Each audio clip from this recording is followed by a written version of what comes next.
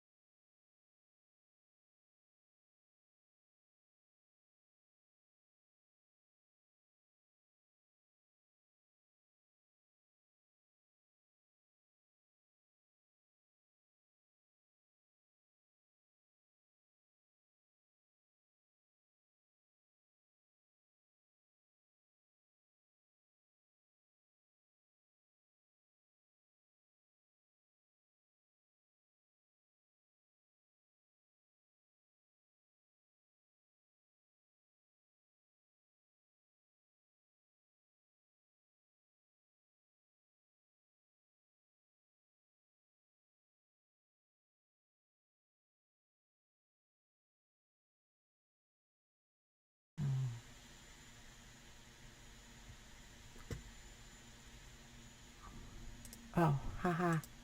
I only have it's lesson 2. I'm missing a 1 over here. It's a typo. There you go.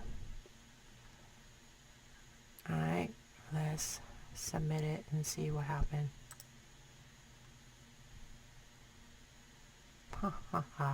Okay, so now that we got it right, let's run over of what I just wrote. Alright, so now let's select, so let's start with the first one. Month, and I have to remove this over here. So the first layers of this is I create a sequence of month by using the dual is like a dummy table in Oracle, and I use connected by, and so now we're going to see a list of month. Alright, and then let's Control Z it. For the second layer of it, what happened here is I take the distinct ID of this employees table. Where's the description? Distinct ID, so there's 3 in here, and I cross join with the month. I also calculated the maximum month, which is the most recent month of that same employee, and I use the window function so I don't have to do a group by at the end. And so let's see what is that looks like.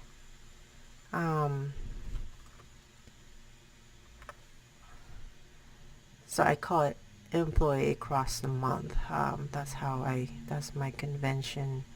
Now it's a little bit funky because it doesn't look like anything, so let's do an order by 1 and 2. So you can, if you understand how the execution order works, you're gonna know it wanna take order by is executed last, and it's already know which is the first and the second column. And now this is the layers where you're gonna see 3 items, so the ID, the month, and the most recent month. You see we have 12 rows for each ID and then the recent month. So this is a cross join, and this is a filter out of it. And so if you do a cross join, you're gonna see like it's gonna map E1's ID with E2's ID basically. So you're gonna see ID number 1 and then ID number 2, and because I have the filter at the end where it's E1 ID is equal E2 ID, it will just eliminate all of the row that has different ID from both tables. If you don't believe me, let's do this. E2.id, so it should be just the same ID across the way. And if I don't have this filter right here, and this is what you are going to see, ambiguous E2.id column ambiguously defined. Okay, ID 2. Okay, so you're gonna see, you know, like 1 and then cross with 2, and we don't want that. We want what? We want the most recent month, which is going to be the same with the number so if we order by ID 2, it would show you the same. So number 1 just gonna be 8 basically, and number 2 is going to be whatever the month is going to be here, which is employee number 2, which is 2. Alright, so that is the second layer.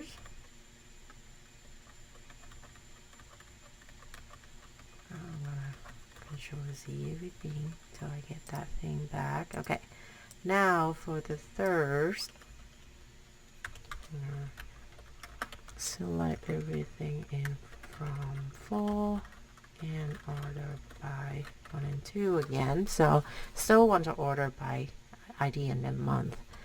And then the third layer is what we are going to see. What you are going to see is you're gonna see I lost because of this filter. I lost the most recent month and beyond. So ID employee ID number 1 doesn't have that month, August, September, October, and December anymore. And then employee number 2 lost that February, and so on.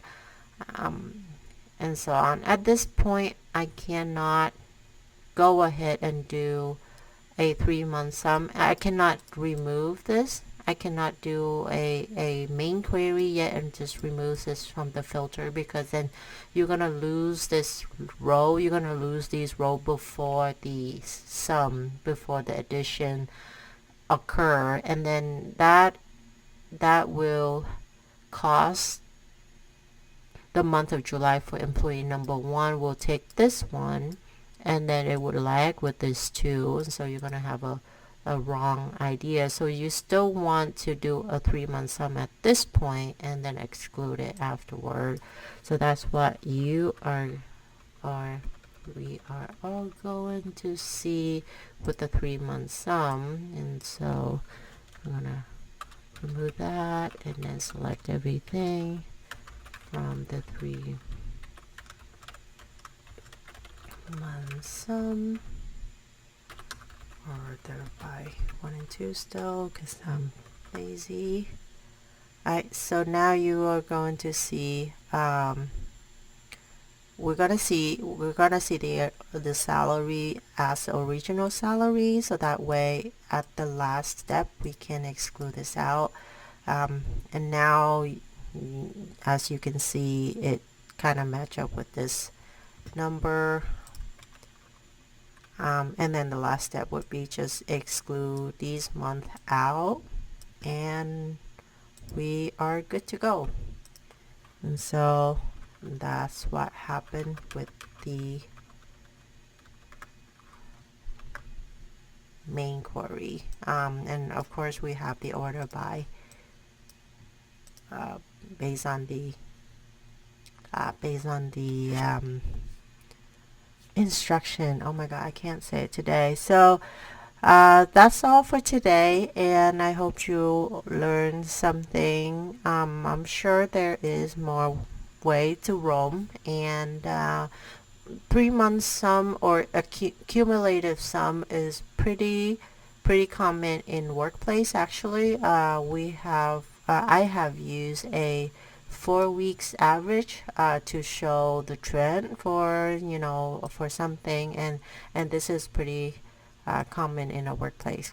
I hope you have learned something today, and enjoy your summer. I will hopefully be back next week with a new problem.